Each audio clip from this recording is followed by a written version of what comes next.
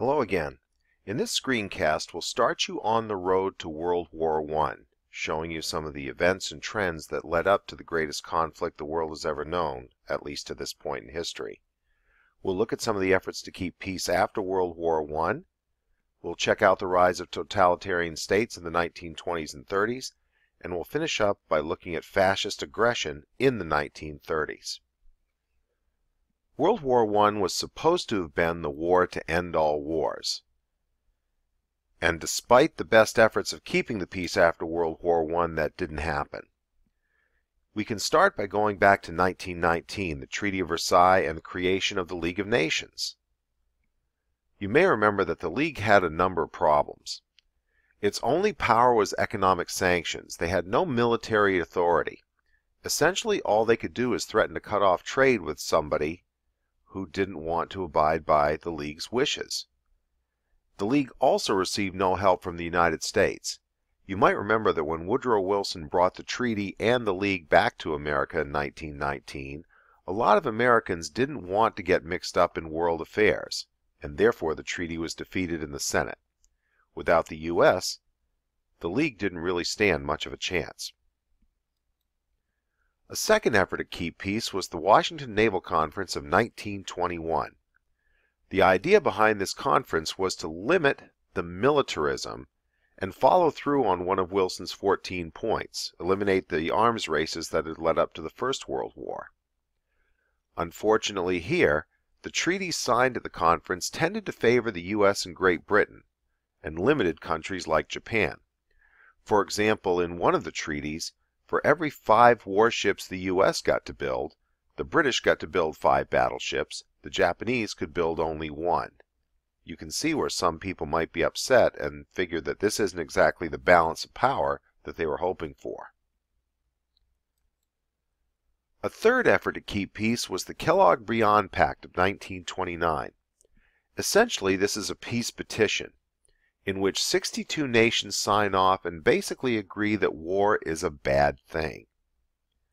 Again, while these are good intentions, you need to keep in mind that any piece of paper is only as good as the people or the nations that sign off on it. And as the 20s and 30s progressed, it was pretty clear that not many people were interested in keeping the peace, or at least the ones who were interested in keeping the peace weren't necessarily the ones willing to fight to defend that peace. The 1920s and 30s also saw the rise of a number of totalitarian states, especially in Europe and Asia. As they were rebuilding from World War I, it became pretty clear that these states were in tough shape and only extreme measures seemed to be the way out for them. In 1922, Lenin forms the Soviet Union, United Union of Soviet Socialist Republics, from Russia and other communist states. You may remember after Lenin's death, Stalin takes over and turns Russia, or the Soviet Union, into a true totalitarian state. The same year that Lenin forms the Soviet Union, you may remember our old friend Mussolini establishing the fascist state in Italy. Remember the fascist symbol there? So you're starting to see Europe go to the extremes, to the left of the political spectrum as well as to the right. We didn't mention Japan in the previous unit, so we'll do so here.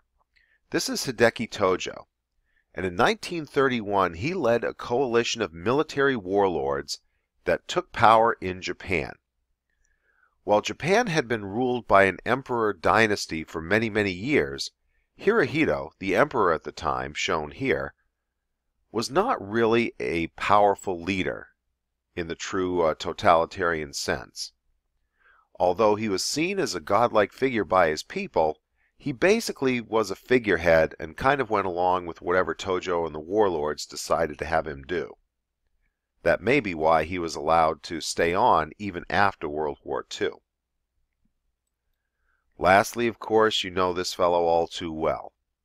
In 1933, Adolf Hitler becomes Führer or leader of Germany, creating the Third Reich and proceeding down that path that we'll be covering as we go farther on down the road. By 1939, Italy, Germany, and Japan would form the Rome-Berlin-Tokyo Axis powers. The original partnership was signed off in 1936 between Italy and Germany.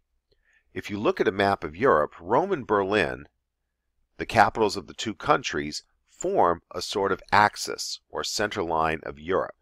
That's where the name comes from, in case anybody ever asks you. With that, we're going to take a look at fascist aggression in the 1930s, because it was the fascist states in particular that acted aggressively against other places. And we're going to start with Japan. Japan wanted to maintain control of the entire Pacific Rim. It was a plan that was known alternately as the New Order or the Co-Prosperity Sphere. And the plans actually started to come into fruition in 1910, when Japan attacked across the Sea of Japan and seized the Korean Peninsula. 20 years later, they extended their territory by invading Manchuria, the northern province of China, creating what became known as Manchukuo. After 6 years of control of Manchuria, they expanded into the rest of China in 1937. So when you talk about World War I, some experts would contend that it didn't actually begin in 1939, but actually in 1931. And if you look at what happened to China in those 10 years, it's pretty hard to argue with that. You see here on this map the extent of Japanese conquests leading up to 1941 with the attack on Pearl Harbor. More on that when we talk about World War II's turning points down the road.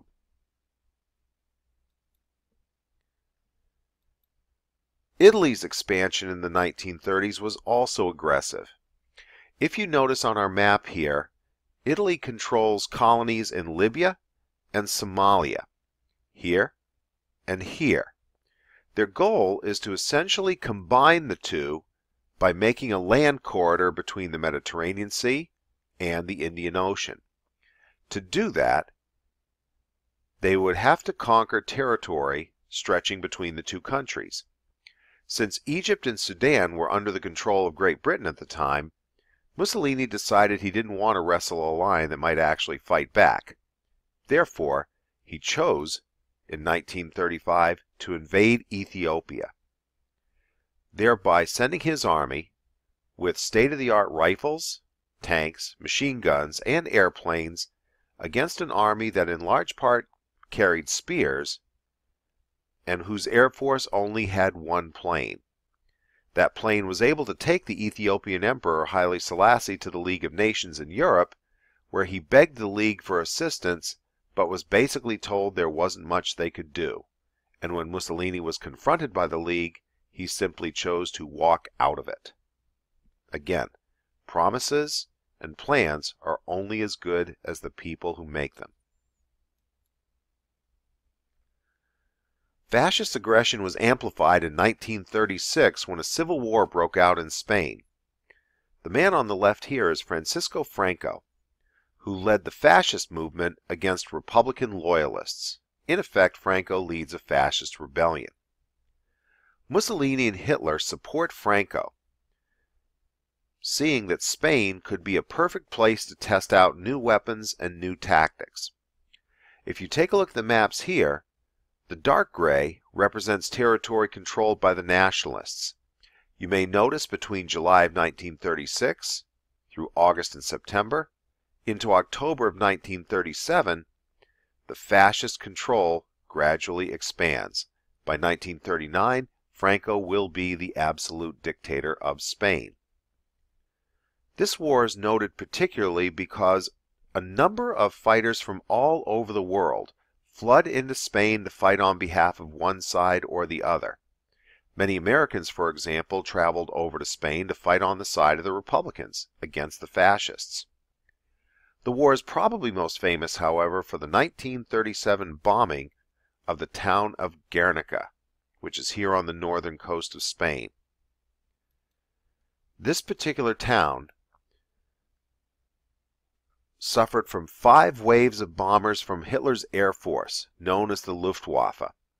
By the 1930s, most countries were accepting that air power could be extremely important in warfare, particularly when you're dropping bombs from the air. You can see the destruction wreaked here. The town of Guernica had a population of roughly 5,000 people. The raid on Guernica would leave almost 1,700 dead, 900 wounded. Half the population of a town becomes casualties from what amounts to an experiment by Hitler in the use of modern warfare.